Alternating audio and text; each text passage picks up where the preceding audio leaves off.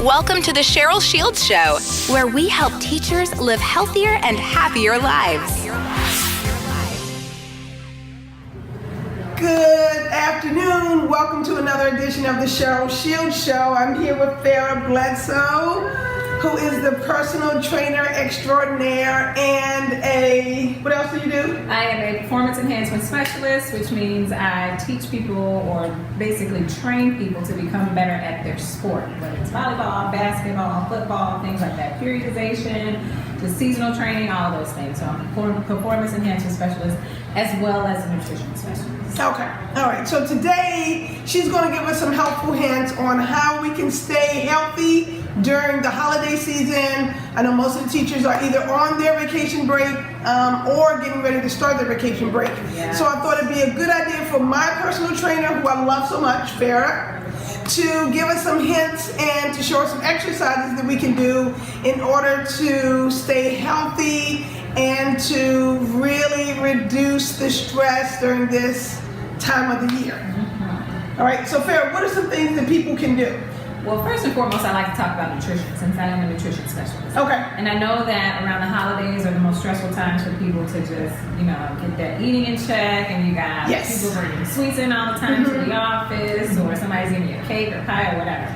And it's perfectly fine for you to indulge in those things during the holidays, but it's just about moderation. It's basically just making sure that you don't overindulge. And then you don't want to resist some of the little temptations that you have all the time. It's okay to give into those, but just know your limits. And then making sure that you are, especially you have a good nutritional regimen, that you're following that no matter what. Okay. That you stick to those things, you stick to the bases, you leave your house prepared for your snacks, so you're not reaching for those cookies or those cupcakes or, the chocolates that everybody's bringing to the office.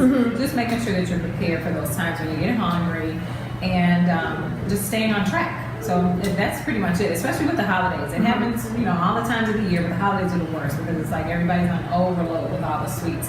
So even at your holiday parties, like when you're cooking for your family, there's plenty of ways that you can find to reduce the fat, reduce the cholesterol, high cholesterol, blood pressure inducing ingredients that most of, especially African Americans, are known to cook with. Okay. So, and what would some of those be, in case people don't know? So, say for instance, my favorite thing to clean up is probably like sweet potatoes and greens. Those are two of the things that I love around the holidays. Okay. So instead of like overloading your sweet potatoes with all of the sugar and the butter and the fat, just all of that, just try baking them and then increasing your flavor through natural ingredients like using your honey. Even if you decide to bake them and you chop them up the regular way that people make sweet potatoes, just using more natural ingredients instead of pouring on all the sugar.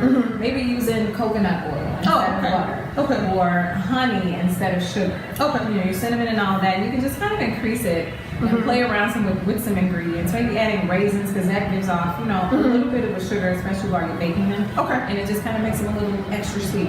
Cutting back on the fat back and the ham hocks and things like that in your greens, and that reduces a lot of the fat. You want to come as close to nature as possible when you're trying to fuel your body the correct way. And greens can be really good, but you just kind of want to slim back on the fatty meats. And sometimes I don't even cook them with meat at all. It's just really all about how you season them. You season them well enough. Mustard and turnips are my favorite. You throw some turnip bottles in there. It's perfectly fine. Nobody ever knows the difference. Okay, so people can really eat greens without meat? Yes, I eat my greens without meat all the time, and my family hardly ever realizes that there's no meat in there. And before I stopped eating meat, which was about maybe 6 months ago, I used to use turkey, of course, which added extra flavor. And it's just kind of like, it's what you see, so it's what you do. So you're like, well, I'm not supposed to have greens without my smoked meat in there, but once I stopped eating meat, I'm like, okay, let's try this out. And I just eliminated it and started to season the greens exactly how I normally would. No difference whatsoever. Wow. No difference whatsoever. Wow. You don't even miss it. We'll try it. Now, a couple times a year, Farrah has this healthy eating challenge, and I'll put a link on the website for that. And the recipes are amazing. I've done them each time. My goal is to just live more like that. I can't say that I do, but that's my goal, and you're going to be having another one coming up real soon, right? Yes, January 8th it begins. And actually, actually, the recipe, because that's going to be in there, the recipe for the greens and the sweet potatoes is going to be in this year's 28-day clean eating challenge. So you actually get to eat greens, you get to eat sweet potatoes, and all of the things that people think they're going to miss when they're trying to eat nutritiously or when they're trying to eat clean. It's like you can just about have whatever you want and clean it up. You know? But then that gives you a little more wiggle room around these times of the year when all these sweets are coming in the door and you want some. You just kind of play around with it without falling into the trap. And the one thing that I love about the clean eating challenge, I don't think I told you this, it ends on my birthday. So I can have like cake because I would have been eating clean.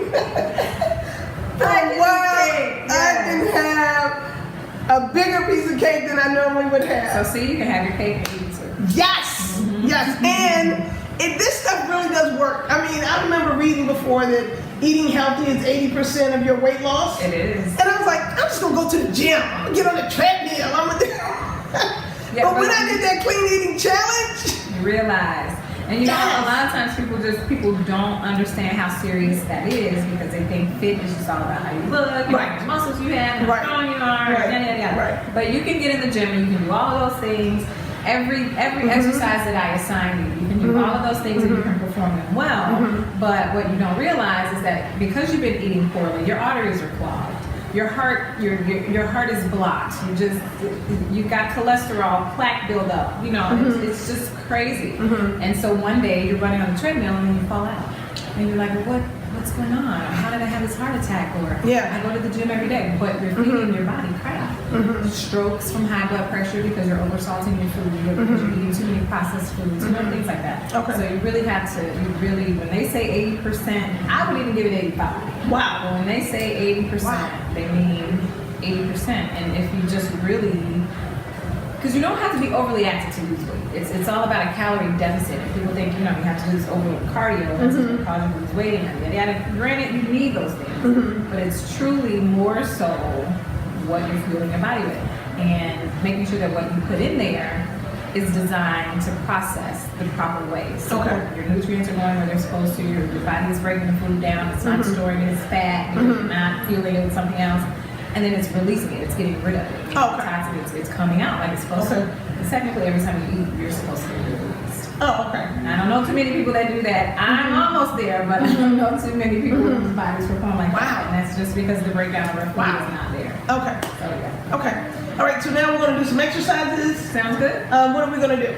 Okay, so my thing is I love to arm people with go-to exercises that they can have in their arsenal where you don't necessarily have to do a gym. Or go to a gym. You can go in your basement, or you can move your couch aside, and these are things that you can do anywhere. You don't need any weights. It's all about utilizing your body. And this is kind of how I like to teach my clients when they first come to me, is that their best tool is their body. So you don't really have any excuses. I don't care if you don't have a gym membership. Go in your basement, go to your room, go in your living room. Get it done. So we'll do, and these exercises don't have to be overly complicated. These are, just simple things, basic things that I'm sure most of them have probably already done or heard of. So we'll do some things like some jumping jacks, some high knees, some burpees. Those are all like cardio incorporated exercises. We'll do some squats, some lunges, some planks, some push-ups, and things like that. All right. Ready to get it in? I am ready to get it in. All right.